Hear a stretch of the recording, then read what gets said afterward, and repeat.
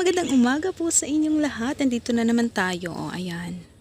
Ang lalaki na ng mga ampalaya natin, day.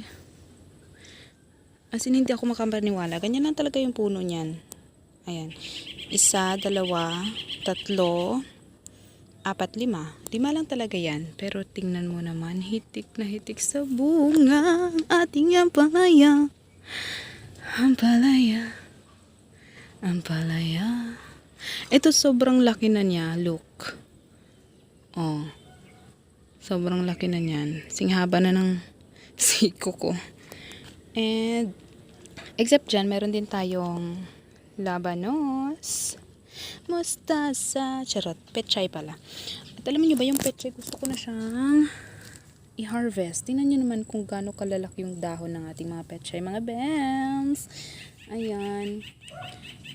Naka-harvest na ako dito nung isang araw lang. Tapos tingnan nyo to. Oh. Nagkaroon ulit siya ng panibagong dahon. Ang bilis nilang lumaki. Ayan. At meron pa tayong sasali na kamatis. Meron na rin tayong kamatis dito. Alam nyo ba?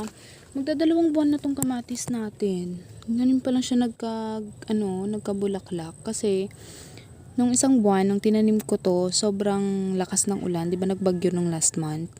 Or bumagyo rather. Bumagyo kasi last month. Kaya ganyan yung naging itsura nila. Para silang naging, lanta. Tapos parang nangitim yung mga dahon niya.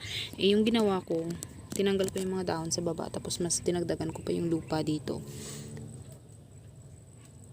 So far, okay naman sila. Aray ko. Ayan pa nga. Kasugat pa. Hay nako. Tapos ayan, marami pa tayong pechay dyan.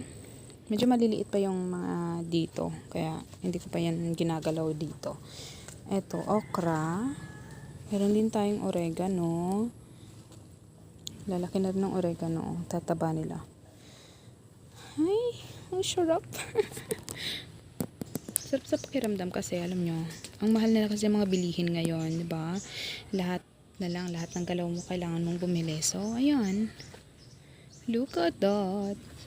Magtanim na lang tayo para free. Effort na lang talaga. Alright. See you again next time, mga best. Bye. Enjoy. Waking up to morning light, feeling so alive. Sunshine through the window makes my spirit thrive. Coffee in my favorite cup, a little time to think. These simple joys of life, they give me all